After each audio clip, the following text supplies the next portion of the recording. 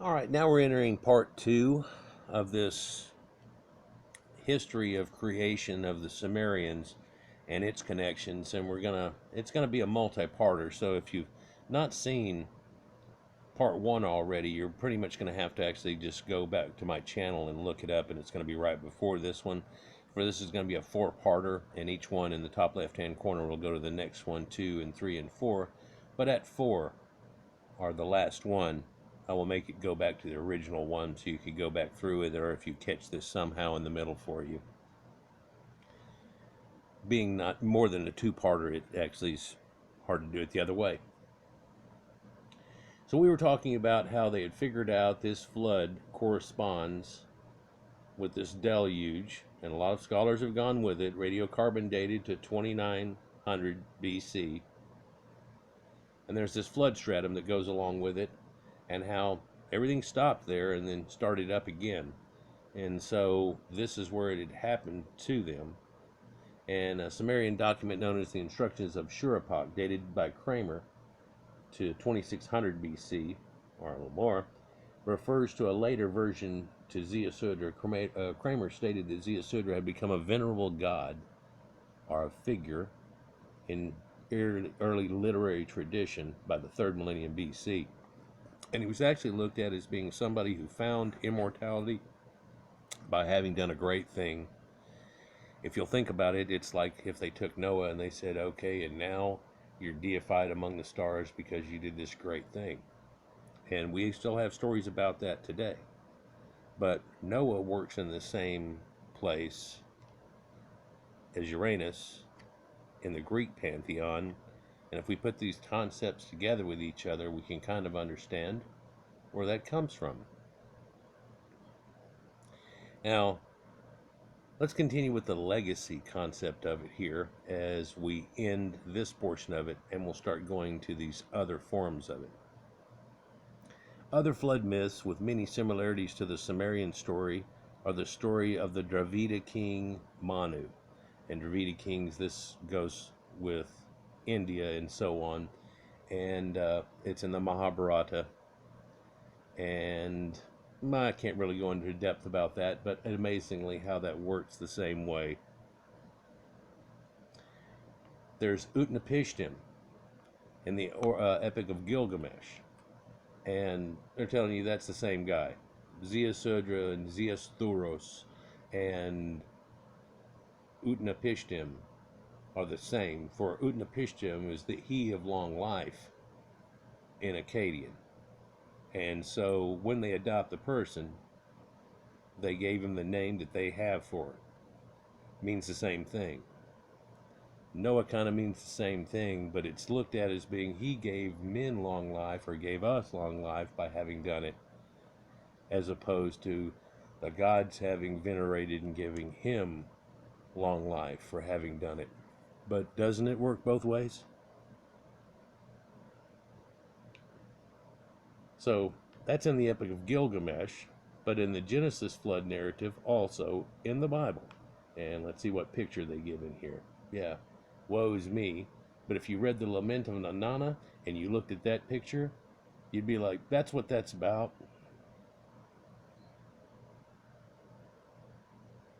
In fact, here is a moniker on Genesis flood narrative, and they tell you that it has very strong similarities between it. Well, they tell you Abraham was from Ur, and a lot of people say, well, that's Ur of the Chaldees, and that's up more north and everything. But then I'm telling you, in the time before time, Ur is Ur, and it's way down south in there. But it all flooded out, and these people all moved up, and then they moved into that Ur of the Chaldees area, and it's amazing how those became incredible astronomers. They had cuneiform writing and everything too. A lot of people correlate this moment with Sargon the Great,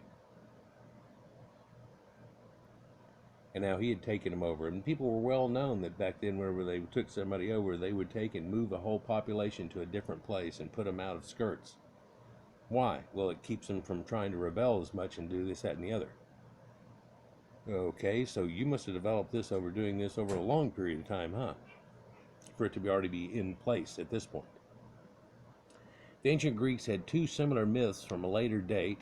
They had the myth of Deucalion, and we know about the story of Deucalion and then how he's put into a boat. And this is the son of Prometheus by Clymene or Hesione, but most people believe Clymene.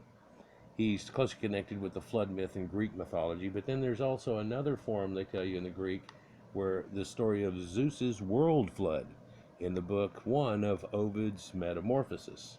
And so this is a story here, again, with the same concept, and you can see this celestial type thing in the picture. Of course, this is an 8 AD Latin narrative poem by the Roman poet, and so it's considered his magnum opus of putting things all together, but this is his own mythology form of it. And the poem chronicles the history of the world from its creation to the deification of Julius Caesar. And that's strange too. A lot of people don't think of it, but of course Julius Caesar was deified as a god. All the Egyptians rulers were, once they were turned into a ruler, would be basically a god over people. In fact, kings and things like that are all put in that standpoint, and they're to act as such, just like a pope and all these other situations. So there's not very much of a difference, and they have the same concept of idea. This works all the way into primitives, propping up shamans in certain people and saying, oh, you're the great one, or a great warrior, and saying, well, then you're the leader of the warriors. This is where general comes from. So they talk about Ziusthurus, but they pronounce it quite a few different ways, and of course I got learned it from Texas.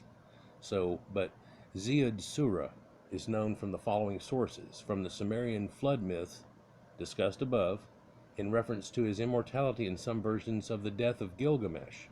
And yeah, he's in that and everything, and he can't give him immortality, but he shows them his plant of life that gives him youth. So it's a fountain of youth, and then the first of that stories too, by the way. Again, in reference to his immortality in the poem of early rulers, as Ziusthurus in Berosus' Hellenistic account of the Babylonian histories, and he was a Hellenistic era Babylonian writer, a priest of Baal, or Bel Marduk, and an astronomer who wrote in the Koine Greek language and was actively at the beginning of the 3rd century BC. Versions of 2 excerpts of his writings survive, several removed from the original. But Berosus is also one of the 2 that'll tell you that the ancient name for the star, the wandering star, for that's what a planet's called, that we call Saturn today, was Israel. And so where certain things come from. Ziusthurus is in the recension of the Sumerian king's list. So in one form of the king's list, they have him there. The text diverges from the other extant king's list by listing the city of Shuruppak as a king and including Ziusthurus as Shurupak's successor. Now, this is where he's supposed to be, that he was supposed to have been the king that was going to be there that this all happened to. So some people say, well, they added him in on this. Well, this was done way back when, in that king's list that's there.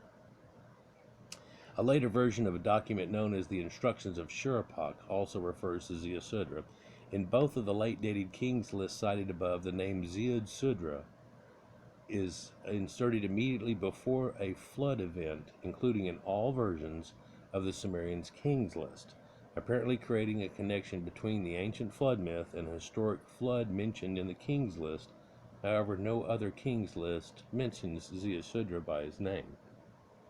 And you can see that his name had already drifted off, and it ends up becoming utnapistim, and what he had done, and it didn't really happen to those same people necessarily, and so it wasn't kept the way it would have been kept by those other people. Now we're going to start looking at other ones, but I want you to notice that Zeus is like Zeus, right? And also Eos, Thoros, and that's almost like Thor. And so when you look at something like a storm god's name is Thor, and Zeus as being a storm type god, you end up having connections with it. And this is the great guy that went through the storm. So is that where that comes from? Are there connections for that? Well, let's go on and look at the Barton cylinder and what they say about that and catch into it. Barden Sumeria is a Sumerian creation myth written on a clay cylinder in the mid-late 3rd millennium BC, 3000. So it's now in the University of Pennsylvania again. Archaeology and anthropology. Joan Gudnick, Westall states suggested it dates from around 2400 BC. So 2400. It's just a few hundred years after this flood. They had already dictated it and had it on these tablets, or these cylinders. The cylinders inscribed with the Sumerian cuneiform mythological text found at the site of Nippur in 1989 during excavations by the University of Pennsylvania. Are they going to put it in there? No, they don't put it in that one. There's another one that states it, though. The cylinder takes its name from George Barden, as the first published transcription in 1918, miscellaneous Babylonian inscriptions.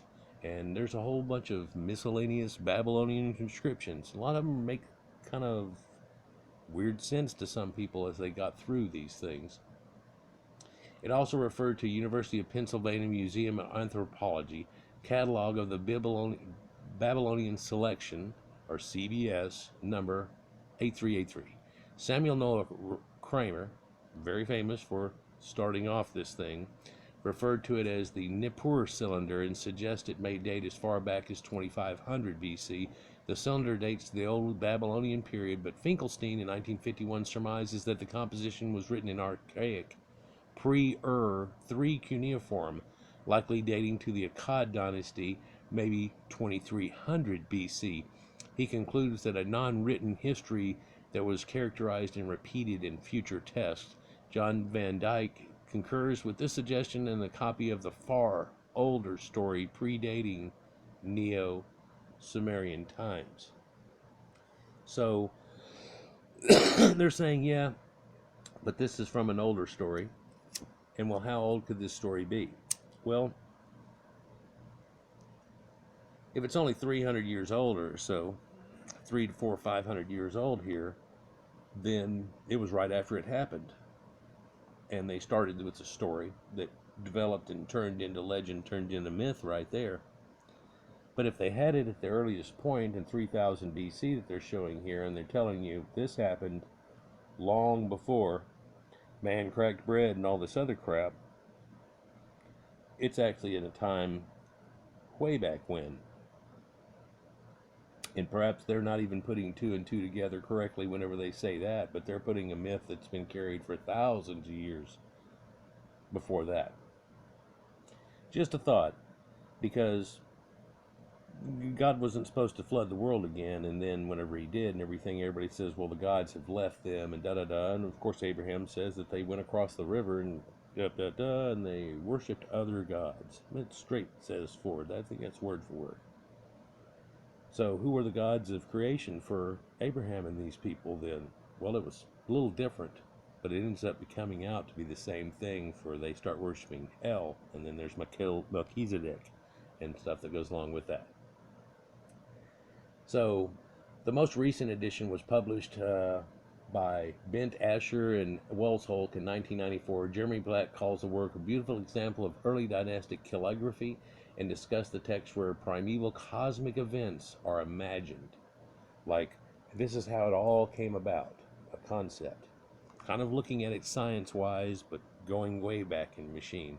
And if you have that, and you think about the Sumerians list and how they're going back great years and full zodiac cycles of, 26,000 years repeatedly over and over, 18, 26, this, that, and the other, in multiples, 432, it's there too. And all these ones that are in there, how far back are they talking about? Well, it goes back over 300,000 years, basically.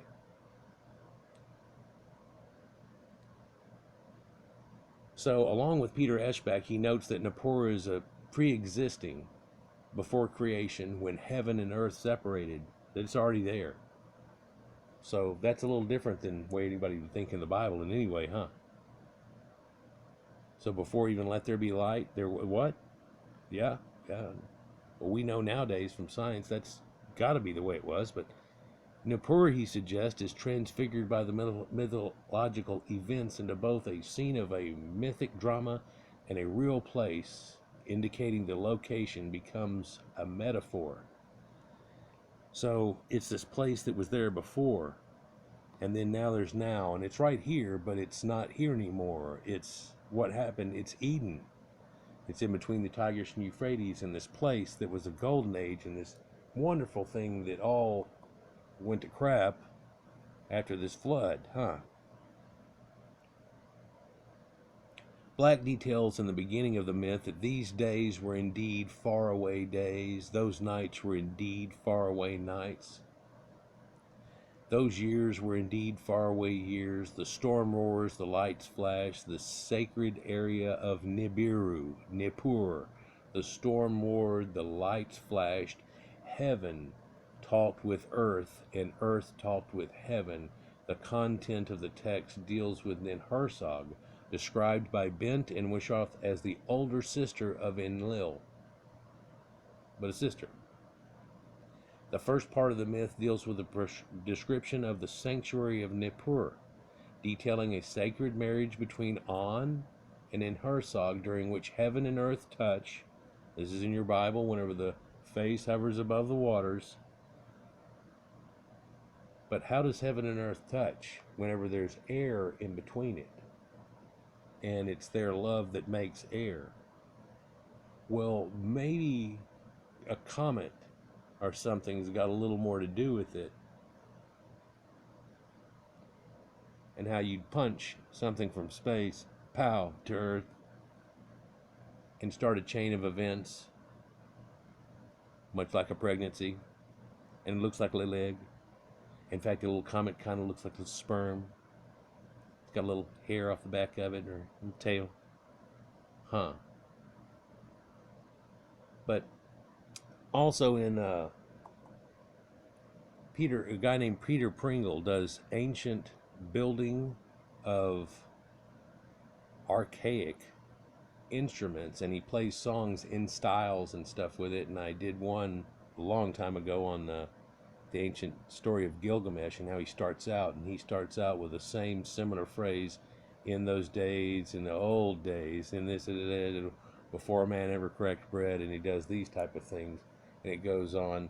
And so they're telling you stories back then, and they make a very good mention when you're studying Sumerian, when they start doubling up on these things, that they're trying to impart importance, if you will, and if they ever said far, far away, they mean it.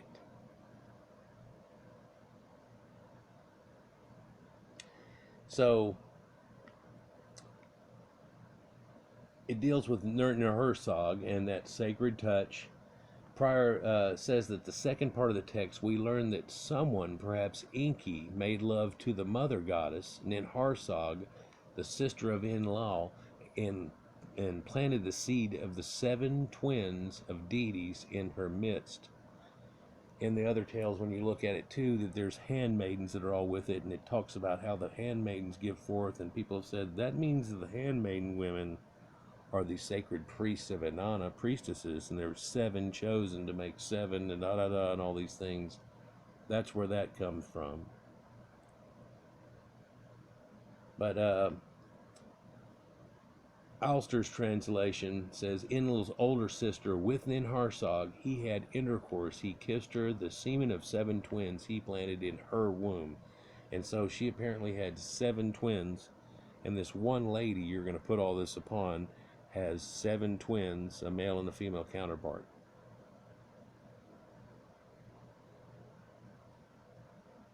Perhaps they thought on those lines. If we think in a modern day terms back at that, which they can't at that point, we might realize that what that actually meant.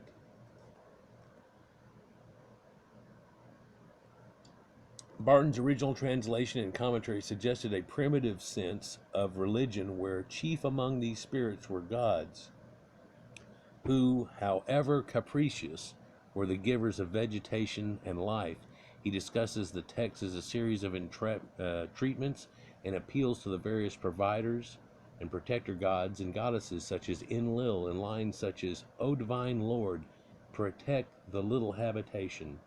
Barton suggests that several concepts within the text were later recycled in the much later biblical book of Genesis. He describes Ninhursag in terms of a snake goddess who creates enchantments, incantations, and oils to protect from demons, saying, her counsels strengthen the wise divinity of On, a statement which reveals a point of view similar to that of Genesis 3. Now the serpent was more subtle and wise than any beast of the fields. Barton also finds reference to the tree of life in that same text, from which he claimed, as it stands, the passage seems to imply a knowledge on the part of the Babylonians of a story kindred to that of Genesis. However, in the absence of context, one cannot build on this. Finding yet another parallel with Genesis, Barton mentions that the Tigris and Euphrates are twice spoken of as holy rivers, and the mighty abyss, or well of the mighty abyss, is appealed to for protection, and this also has to do with Enki. For he starts becoming not spoken of as Enlil is taken over, and everybody goes crazy about that, much like not spoken of Yahweh, or Yahweh. His translation reads, the holy Tigris, the holy Euphrates, the holy scepter of Enlil established Karsag. Now, Karsag is said as meaning a mountain or a hill or foothills or Piedmont. Jacobson extrapolated the translation in his later career, meaning literally the head of the valleys. But so we're now talking about the Hall of the Mountain King. And these people believed that the winds came from the mountains and rushed down from the mountains, and we can kind of see that, how it works today, and with convection and so on. But so the wind came down from the mountains, so that's where his abode was, and he was up in the great mountains. Well, when we look at Sumer, he wasn't there, was he? No, he was controlling an area north of there and east of there in the Zagros Mountains that helped feed this river, that whenever it let loose far too much at once, perhaps after a slight drought, it overflooded the area. And it talked about getting 13 to 15 cubits deep, and your Bible says the same thing before it says rolled over the hills and the mountains. And perhaps whenever they're talking about rolling over hills and mountains, they're talking about other situations and people talking about it and interject that part. If you take that little part out of it there, it's the exact same, to the point of how far it goes. So now we're only at 22, and I'm going to try to get sheep and grain. I could go off for a while here on what he talked about, but I'm trying to just give you an overview of each ones of these others. Debate between sheep and grain.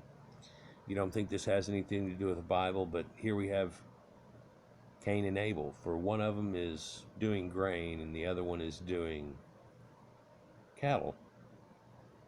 Looked at as being these primordial very first of Adam and Eve's children, by the way. It's found on a Sumerian creation myth tablet in the mid-late 3rd millennium BC, so going 2600 to up, approaching on that time also. 7 debate topics are known from the Sumerian literature, falling in the category of disputations. Some examples are the debate between winter and summer, the debate between birds and fish, trees and reeds, different things. And so this is which one wins out over which, and what to do with what, and what is the yin and yang. It's philosophy, right? And the dispute between silver and copper, even. For you make copper into bronze and make a bunch of things that you can out of silver. Silver is very beautiful and useful, and gold, but you can't make a hub for a wheel thing out of gold. It doesn't work. You have to alloy it out of a bunch of others, so why not make it out of bronze, for it has a lot stronger strength of it. But then all of that gets trumped, of course, by iron and alloys that come after that. So they tell you that these topics come along centuries after writing was established in Sumerian Mesopotamia. The debates are philosophical in nature and address humanity's place in the world, and so the creation myths of different people. The first 61 lines of the myth were discovered in the University of Pennsylvania's Museum of Archaeology and Anthropology catalog of the Babylonian section, tablet number 14,005, from their excavations at the Temple Library at Nippur. And so you're sure that that Temple Library, much like a library at Alexandria, contains a lot of knowledge that they've only partially gone through, even to this date. This was translated by George Barton in 1918 and first published as Sumerian Religious Texts and Miscellaneous Babylonian Inscriptions, the book we mentioned before, number 8, entitled A New Creation Myth, or here's another creation myth. The tablet is 5 by 2.5 by inches. It's a normal biscuit tablet held in the palm of the hand. At its thickest point, it's only 3.5 centimeters thick. Barton describes the text as an elaborate statement of the non-existence of many things once upon a time. So he's telling you that things used to be going on, they aren't going on anymore. Why? Well, this thing happened.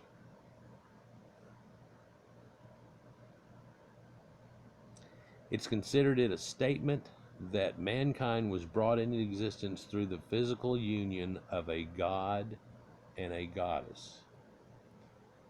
And man's hovered above the water. God's in the middle of it. Creates him in their image. Does the same thing in Adam and Eve. It's the same deal. When they create Enkidu, it's kind of like in man's image, and they create Enkidu. Another tablet from the same collection, number 683, part of which was destroyed, Lagoon, was translated by Edward Kira in 1924, increasing the text to 70 lines.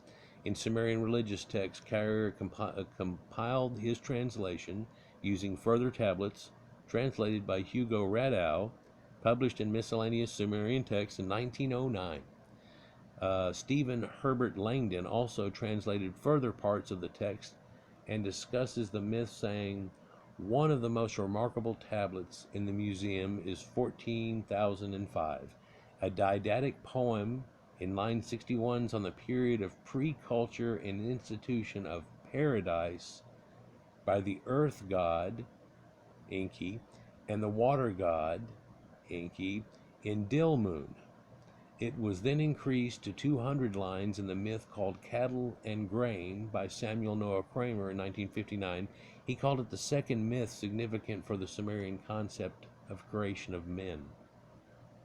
He added the translation of tablet of Hermann Hilprecht and included translations of museum numbers 7354. I'm not going to tell you all those numbers. He included translation from tablets in the Nippur collection of the Museum of Ancient Orient in Istanbul, catalog numbers, a whole bunch of them. Other translations were taken from Edward Kira's Sumerian Epics and Myths, numbers 38, 54, 55, 56, 57. In total, 70 pieces were found by Kramer to belong to the myth. Later work is added to this, and modern translation has removed the deification of Lahar and Ashnan, naming them simply grain and sheep, also known as cattle. But Lahar and Ashnan are actually people also deified in the personificance of grain and sheep. And here we have a concept that is much like Cain and Abel. The story opens with location, the hill of heaven and earth, which is discussed by Kira, not a poetical name of the earth, but in the dwelling place of the gods. Situated at the point where heavens rest upon the earth, it is there that mankind had their first habitat, and there the Babylonian Garden of Eden is to be placed. The Sumerian word Eden, E-D-I-N, means steppe or plains, or fertile fields or gardens, and so modern scholarship has abandoned the use of the phrase Babylonian Garden of Eden, and it has become clear that the Garden of Eden was a later concept. No. In fact, it's a concept from before. They're saying this whole area was in a Garden of Eden and this type of way was going on, and then whoosh, and it all got ruined and these other people came in and shit went crazy. So I would go a little bit differently. But back then they were thinking on a different light, and of course everybody's still trapped in the Bible. So Jeremy Black suggests that this area was restricted for gods, noting that the field plains from the third dynasty of used the term Hersog, or hill, or mountains, to describe the hilly parts of that area of the fields that are hard to cultivate due to the presence of prehistoric tell mounds or ruined habitations. So in other words, there was these people here long before, and they had created these mounds, much like Göbekli Tepe and so on, and the Ubaid culture in these little mounds that was hard to do. And once it got flooded a bunch of times, it kind of smoothed out. And once they plowed over them a few times, that kind of smoothed out. And it's not as easy to see as something that, like, you can find them in Britain and UK all over the area whenever it just goes wet to dry, and then you can kind of see an outline. These things are just rough outlines, and walking across it you may not ever know. So something glint catches your eye, and pieces of pottery and so on, but where we're talking about, where it really is in the depths of these mounds. So Kramer discusses the story of the god An creating the cattle goddess Lahar and the grain goddess Ashnan to feed and clothe the Anunnaki. Much like that works in the Bible and clothing him and so on, but now we also have this cattle goddess, and this is very much like Hathor, right? Thor, the Thor, but it's a feminine version. Well, it takes a cow. Cow has the milk, and it's a Milky Way, people. It takes a cow. What's the Egyptian word for cattle or cows? Cow. K-A-W. Cow. That's phonetics for you.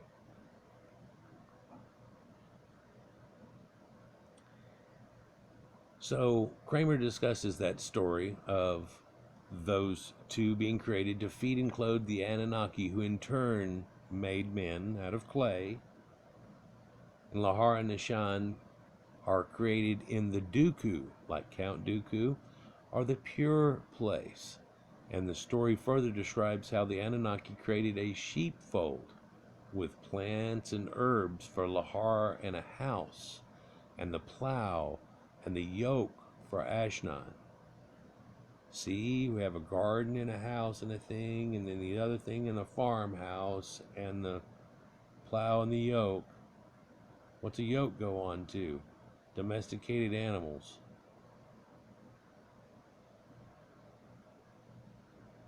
Let it sink in for a second. They got a plow too, but that was given to them by the gods. Describing the introduction of animal husbandry and agriculture. The story continues with a quarrel between two goddesses over their gifts, which eventually resolve with Enki and Enlil intervening to declare Ashnan the victory.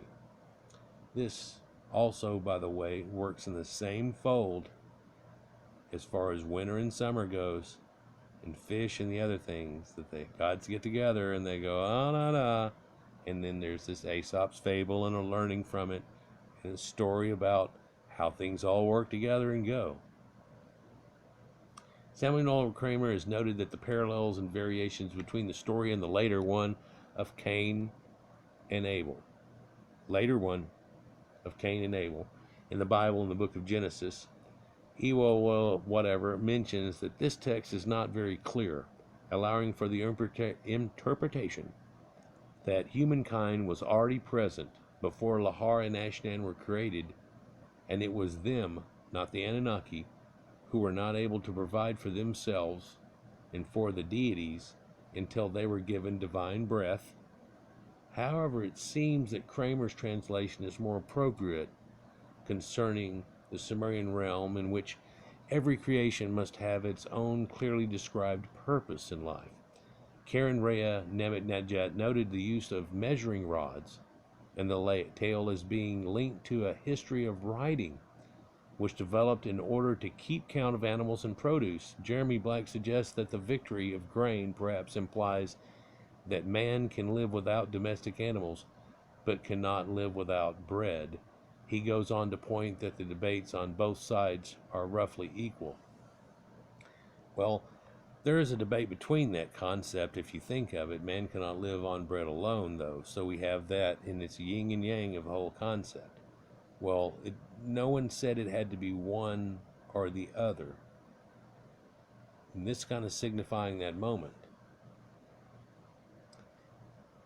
Introduction to the myths read, when upon the hill of heaven and earth, or when upon high, On created the Anunnaki, since he neither spawned nor created grain with them, and since the land he neither fashioned the yarn of Utu, the goddess of weaving, nor pegged out the loom for Utu, no sheep appearing, there were no numerous lambs, and with no goats there were no numerous kids. The sheep did not give birth to her twin lambs, and the goat did not give birth to her triplet kids. The Anunnaki, the great gods, did not even know the names of grain or sheep. There was no grain of 30 days. There was no grain of 40 days. There was no grain of 50 days. There was no small grain, grain from the mountains, or grain from the holy habitations. There was no cloth to wear. Utu had not been born. The royal turban was not worn. Lord Ningirsu, the precious Lord, had not been born. He's god of grain and everything that goes into it. The god of wild animals had not gone out into the barren lands. The people of those days did not know about eating bread. They did not know about wearing clothes. They went about naked in their limbs in the land. Like sheep, they ate grass with their mouths and drank water from the ditches. And that's told in a few other stories and everything, that these people weren't civilized in doing this, and these people noticed these other people that were, and that could relate to different races and different things going on, but it also denotes that they almost remember, in being able to look upon it, that they could see themselves coming out of something primordial. But if you look at it in a certain context, they had already been there before. And these gods, if you look at them in their king's list, lay out at 10, 18, 28,000 years before that, another 28 before that. So this thing that happened like ping, ping, ping, ping, ping, didn't seem to really come along like that. But when you're looking back, you can just in a simple statement go this and this and that and that and ding, pow, and there you go. Well, did it go down like that? They say it does. And that gives all the ancient alien people all kind of ammo and things. And of course the idea of a God that could come in and intervene and do all these things, like the God of the Bible that we believe of. That these people didn't create this, that this was somehow imparted to them by some extra people, some alien, some angels, some form of extra life was doing this. The benefits that grain and sheep bring to the habitation are also described. They brought wealth to the assembly. They brought sustenance to the land. They fulfilled the ordinance of the gods. They filled the storerooms of the land with stock. The barns of the land were heavy with them. When they entered the homes of the poor who crouch in the dust, they brought wealth. Both of them, wherever they directed their steps, added to the riches of the household with their weight. Where they stood, they were satisfying. Where they settled, they were seemly. They gladdened the heart of An and the heart of Enlil. And so they're telling you here, basically, as this grain thing took off, everybody loved them. They were well accepted everywhere they went, and everywhere they went, the lamb was sure to go. Mary had a little lamb, Johnny Appleseed. The final merits of grain are emphasized in a proverb at the end of the myth. From sunrise till sunset, may the name of grain be praised. People should submit to the yoke of the grain. Wherever who has silver, wherever has jewels, whoever has cattle, whoever has sheep, shall take a seat at the gate of whoever has the grain and pass his time there. So in other words, no matter how rich you are, you're still wanting to eat food and grain, and you might be super rich and you still want a slice of that same bread, and you still want those things. Do you want the finer things in life? Well, everybody does. But telling you that by utilizing grain, and by contrast cattle, that all of this is much more possible, And this abundance is there for any time of drought to make it on through. And it just builds itself, and the next thing you know, huge civilizations. So we do winter and summer next. And so there are these different disputations that they call them, and we're going to go to winter and summer and then start the next one in your top left hand corner. So now we're going to debate between that winter and summer. Top left hand corner. We'll see you there.